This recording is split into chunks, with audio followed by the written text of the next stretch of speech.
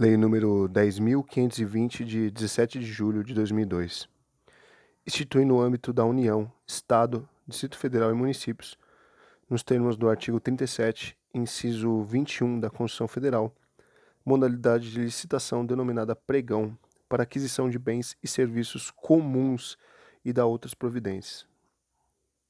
O Presidente da República faz saber que o Congresso Nacional decreta e eu sanciono a seguinte lei. Artigo 1º. Para aquisição de bens e serviços comuns, poderá ser adotada a licitação na modalidade de pregão, que será regida por esta lei. Parágrafo único. Consideram-se bens e serviços comuns, para os fins e efeitos desse artigo, aquele cujos padrões de desempenho e qualidade possam ser objetivamente definidos pelo edital por meio de especificações usuais do mercado.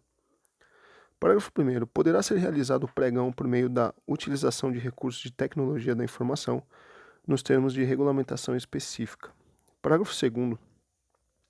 Será facultado, nos termos de regulamentos próprios da União, Estados, Distrito Federal e municípios, a participação de bolsas de mercadorias no apoio técnico e operacional aos órgãos e entidades promotores da modalidade de pregão, utilizando-se de recursos de tecnologia da informação. Parágrafo 3º. As bolsas a que se referem o parágrafo 2º deverão estar organizadas sob a forma de sociedades civis, sem fins lucrativos e com a participação plural de corretoras que operem sistemas eletrônicos unificados de pregões. Artigo 3º. A fase preparatória do pregão observará o seguinte. Inciso 1. A autoridade competente justificará a necessidade de contratação e definirá o objeto do certame, as exigências de habilitação, os critérios de aceitação das propostas, as sanções por inadimplemento e as cláusulas do contrato, inclusive com fixação dos prazos para fornecimento.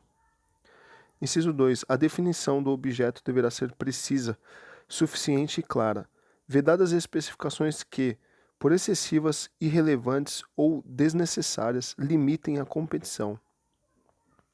Inciso 3. Dos autos do procedimento constarão a justificativa das definições referidas no inciso 1 desse artigo e os indispensáveis elementos técnicos sobre os quais estiverem apoiados, bem como o orçamento elaborado pelo órgão ou entidade promotora da licitação, dos bens ou serviços a serem licitados. Inciso 4º. A autoridade competente designará, dentre os servidores do órgão ou entidade promotora da licitação, o pregoeiro e respectiva equipe de apoio, cuja atribuição inclui, dentre outras, o recebimento das propostas e lances, análise de sua aceitabilidade e sua classificação, bem como a habilitação e a adjudicação do objeto do certame ao licitante vencedor. Parágrafo 1º. A equipe de apoio deverá ser integrada, em sua maioria, por servidores ocupantes de cargo efetivo ou emprego da administração, preferencialmente pertencentes ao quadro permanente do órgão ou entidade promotora do evento. Parágrafo 2º. No âmbito do Ministério da Defesa, as funções de pregoeiro e de membro da equipe de apoio poderão ser desempenhadas por militares. Artigo 4º. A fase externa do pregão será iniciada com a convocação dos interessados e observará as seguintes regras. Inciso 1. A convocação dos interessados será efetuada por meio de publicação de aviso em diário oficial do respectivo ente federado ou, não existindo, em jornal de circulação local e facultativamente por meios eletrônicos e, conforme o vulto da licitação, em jornal de grande circulação, nos termos do regulamento de que trata o artigo 2º. Inciso 2. Do aviso constarão a definição do objeto da licitação, a indicação do local, dias e horário em que poderá ser lida ou obtida a íntegra do edital. Inciso 3. Do edital constarão todos os elementos definidos na forma do inciso 1 do artigo 3º, as normas que disciplinarem o procedimento e a minuta do contrato, quando for o caso. Inciso 4. Cópias do edital e do respectivo aviso serão colocados à disposição de qualquer pessoa para consulta e divulgadas na forma da Lei nº 9.755, de 16 de dezembro de 1998. Inciso 5. O prazo fixado para a apresentação das propostas contado a partir da publicação do aviso, não será inferior a 8 dias úteis.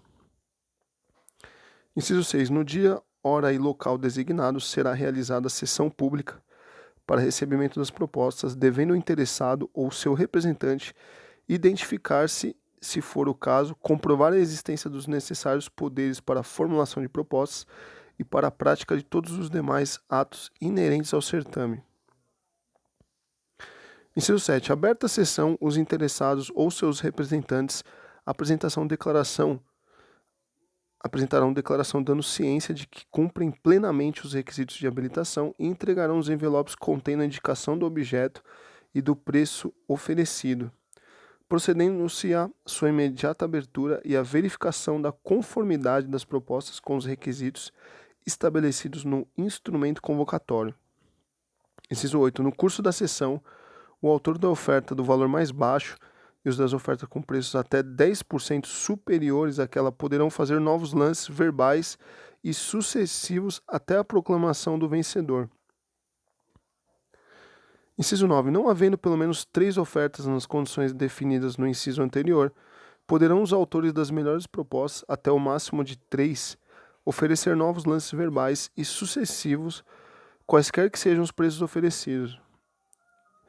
Inciso 10. Para julgamento e classificação das propostas, será adotado o critério de menor preço, observado os prazos máximos para fornecimento, as especificações técnicas e parâmetros mínimos de desempenho e qualidade definidos no edital. Inciso 11.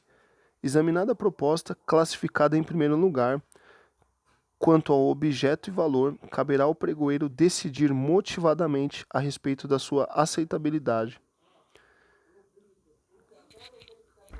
Inciso 12. Encerrada a etapa competitiva e ordenadas as ofertas, o pregoeiro procederá à abertura do invólucro contendo os documentos de habilitação do licitante que apresentou a melhor proposta para verificação do atendimento das condições fixadas no edital. Inciso 13. A habilitação far-se-á com a verificação de que o licitante está em situação regular perante a Fazenda Nacional, a Seguridade Social e o Fundo de Garantia do Tempo de Serviço, FGTS, e as fazendas estaduais e municipais, quando for o caso, com a comprovação de que atende às exigências do edital, quanto à habilitação jurídica e às qualificações técnica e econômico-financeira. Inciso 14. Os licitantes poderão deixar de apresentar os documentos de habilitação que já constem no Sistema de Cadastramento Unificado de Fornecedores, SICAF, e sistemas semelhantes mantidos por estados, Distrito Federal ou municípios, assegurando aos demais licitantes o direito de acesso aos dados nele constantes. Inciso 15. Verificado o atendimento das exigências fixadas no edital, o licitante será declarado vencedor. Inciso 16. Se a oferta não for aceitável ou se o licitante desatender das exigências habilitatórias, o pregoeiro examinará as ofertas subsequentes e a qualificação dos licitantes, na ordem de classificação e assim sucessivamente até a apuração de uma que atenda ao edital, sendo o respectivo licitante declarado vencedor.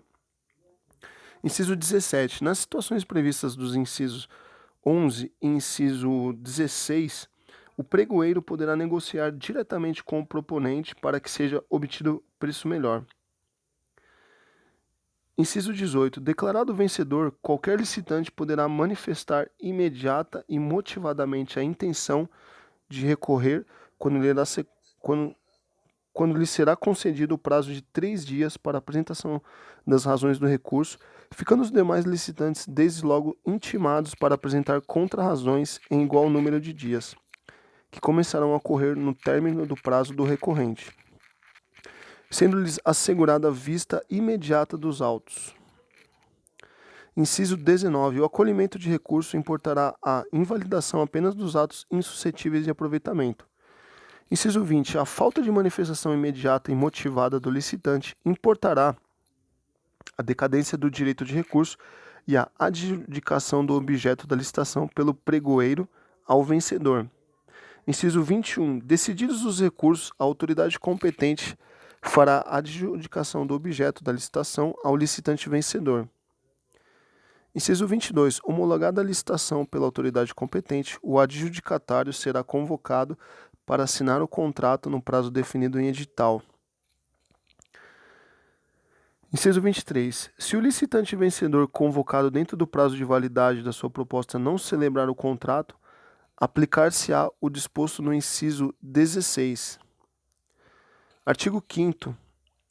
É vedada a exigência de: inciso 1. Garantia de proposta. Inciso 2. Aquisição do edital pelos licitantes como condição para a participação do certame. Inciso 3. Pagamento de taxas e emolumentos, salvo os referentes a fornecimento do edital, que não serão superiores ao custo de sua reprodução gráfica e aos custos de utilização de recursos de tecnologia da informação, quando for no caso. Artigo 6º. O prazo de validade das propostas será de 60 dias, se outro não estiver fixado no edital.